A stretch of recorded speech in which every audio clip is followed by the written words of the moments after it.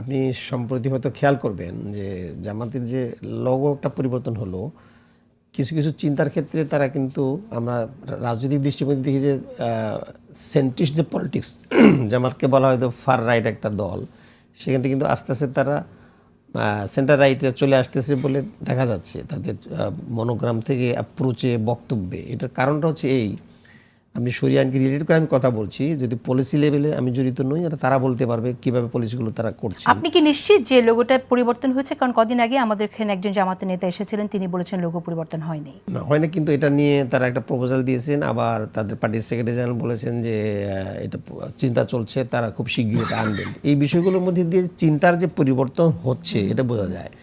এবং আমি জায়গায় আপনাকে বোঝার জন্য, সহজ করার জন্য বলবো যে মাসুদ কামালও জানতে চেয়েছেন, পলিসি লেভেলে যারা জামাতের আছে তাদের তো নির্বাহী পরিষদ আছে, একের পরে সিদ্ধান্তগুলো নিচ্ছেন। তো ওনাদের মূল কথা ছিল যে আল্লাহর আইন চাই, সৎলোকের শাসন চাই।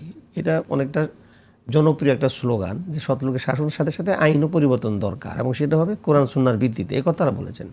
এবং যেটাকে পরবর্তীতে শরিয়া আইনের কথা ন্যারেটিভগুলো এমন এস্টাবলিশ হয়ে আছে। কিন্তু দেখবেন শরিয়া আইনে বাস্তবায়নের ক্ষেত্রে রাসূল সাল্লাল্লাহু আলাইহি ওয়াসাল্লামের পদ্ধতিটা কি, যেমন মক্কায় সকলেই, একটা এক্সাম্পল শুধু একটি ঘটনা, মদ পান করা সেখানে স্বাভাবিক ছিল এবং সকলেই এটা করতেন, কিন্তু এটাকে ইসলামে নিষেধ করা হয়েছে। কীভাবে নিষেধ করা হলো?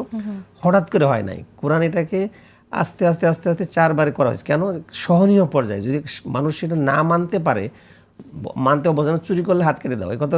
এখন তো বাংলাদেশের দেখি যে চোরের রাজ্যে এখন ভরপুর, এই দেশে তো দেশ চালানো যাবে না, আগে জনকে তৈরি করতে হয়, তারপরে আইন সেটাকে এস্টাবলিশ করতে। এটা সাইন্টিফিক পদ্ধতি। প্যানেল কোডের পরিবর্তন আনবেন, ফৌজদারি আইনের পরিবর্তন আনবেন, সিভিল কোডের পরিবর্তন আনবেন, যে আইনগুলো এখন আছে ব্রিটিশ লতে আমরা চালাই, এগুলো তো হঠাৎ করে ইমপ্লিমেন্ট করা যাবে না। শরিয়া আইনের কথা যেটা বলা হচ্ছে, জামাতের চাইলে এইবার ক্ষমতা গেলে তো জামাতের করতে পারবে না, কেননা মানুষ তো রেডি নাই।